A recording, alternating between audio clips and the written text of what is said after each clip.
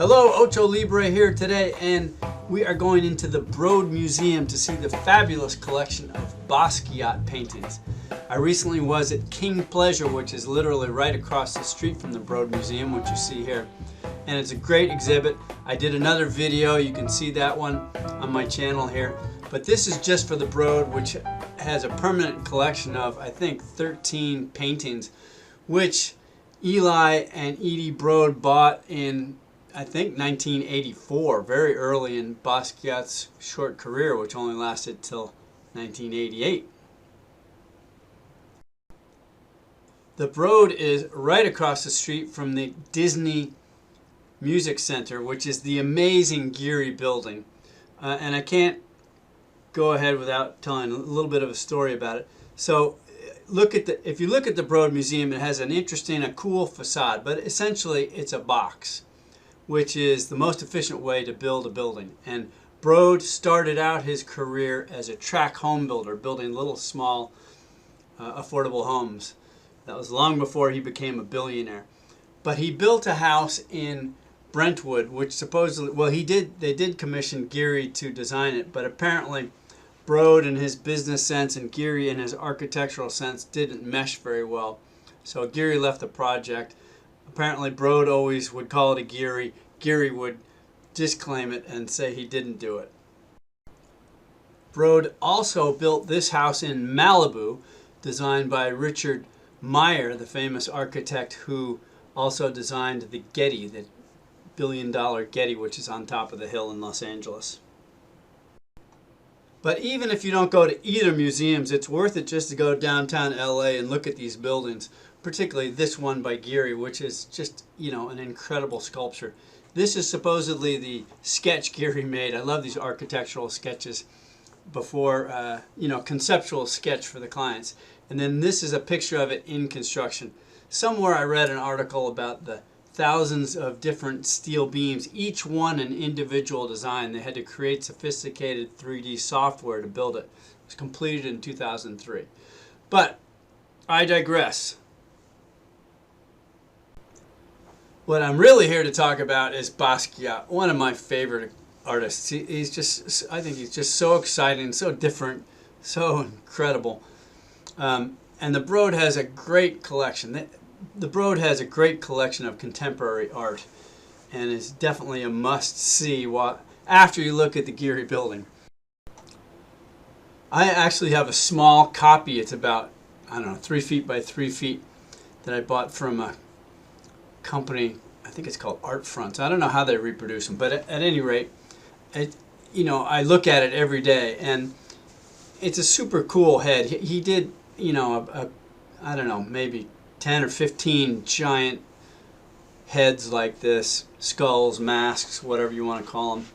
And this one is 81 inches tall by 70 wide. And it's, it's kind of a head deconstructed. I mean, you don't know if the guy's head is broken and it's all stitched up, or here's some details. You can see the teeth. Even look at the side of the canvas. And the stuff that's on the canvas. I always thought this fleshy colored part was kind of weird, but it is the way he painted it apparently. And it's got that stubbly hair. Super interesting painting. We could probably talk about this one for an hour, but there's a bunch of other paintings I want to show you, so I'm going to run through them quickly so you get the quick overview. Then check out the Broad yourself. This painting is called Gold Griot. Apparently a griot is a group of traveling poets, musicians, storytellers in Africa who maintained an oral tradition of history. And this was painted in 1984. It's on the primitive sort of fence slatting. And Basquiat had not been to Africa by then, but he was obviously very influenced by African art, being a African American himself. This painting is also untitled, created in 1984. It's 91 tall by 72 wide. And he's using acrylic paint, oil stick. He used a lot of oil stick, which is kind of interesting because oil and acrylic paint don't really go well together. but he also uses his trademark paper collage, which he glues on. So he does a lot of kind of unconventional stuff. And then, of course, he writes on there, he spills on there, he tears it apart, he walks on it, then he spray paints over it. He wasn't using the rules of art by the official art convention, if there is one. This painting actually has a title. It's called Horn Players, created in 1983. Basquiat was a huge fan of Charlie Parker. He had read a biography about him, which he apparently bought cases of the biography to give to people as gifts when they came to the studio. But also Dizzy Gillespie. You can see Parker on the left there with his alto sax, and Dizzy Gillespie on the right with his trademark trumpet. An interesting painting. It's a triptych, 3 pieces, and he's got kind of cryptic writing in there.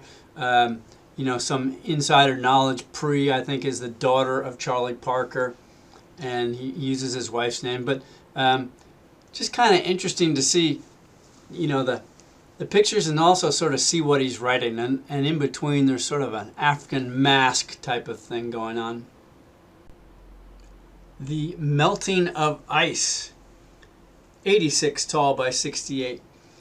I've looked at a lot of videos and heard a lot of museum people talk about Basquiat's art. I've read a bunch of books.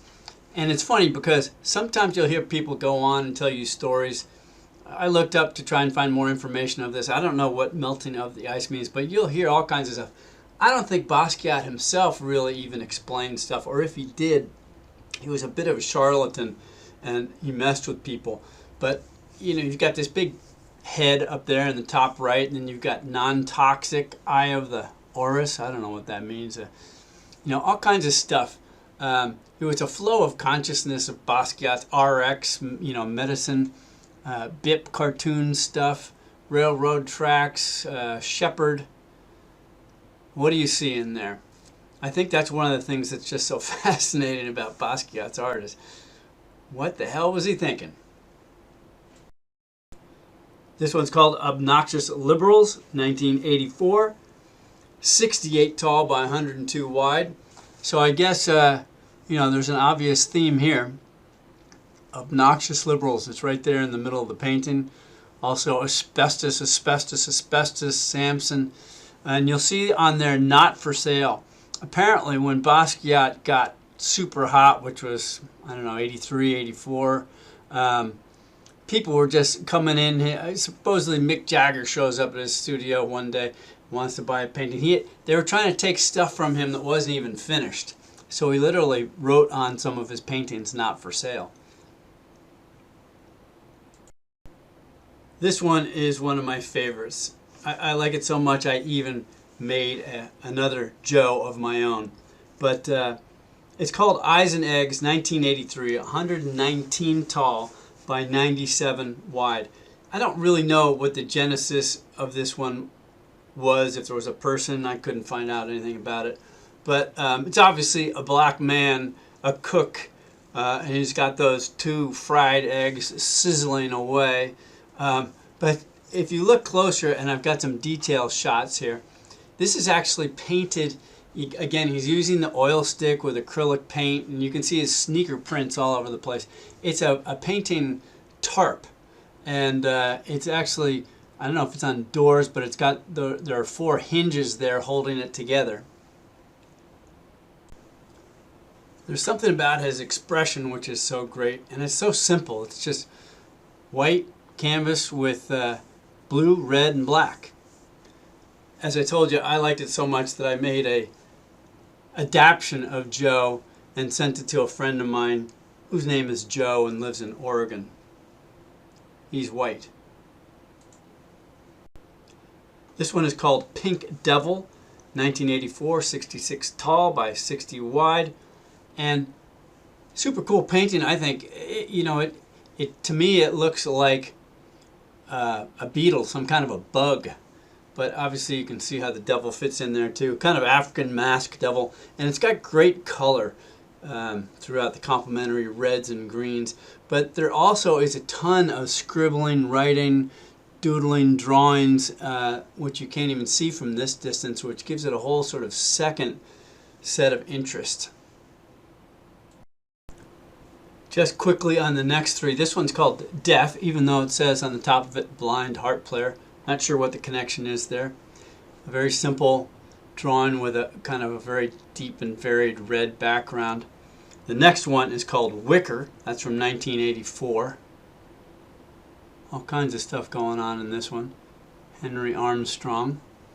The next one is Santo 2. I think there is also another Santo, a common theme he used in his paintings, in 1982. And then we're going to finish off here with the last one here, Beef Ribs Longhorn. Painted in 1982. This one is 60 by 60 inches, and it's on, you can see these pieces of wood. Instead of stretcher bars, the typical kind of way canvas is attached, this is rough wood, and it's kind of lashed on in a very sort of rugged manner. It's got all the early Basquiat stuff, oil stick on top of acrylic paint with chunks of paper collage and the writing all over the place. Obviously a cow or a longhorn of some kind. You can see in the top left it says, I think it's $14,000. I don't know if that's what a longhorn costs, but it's this spooky kind of looking cow with a misplaced mouth. You can see the writing, which is done on pieces of paper and glued on here somehow, and then it's obviously been stepped all over and kind of trashed. But, you know, a bunch of non sequitur kind of stuff. Daniel Boone,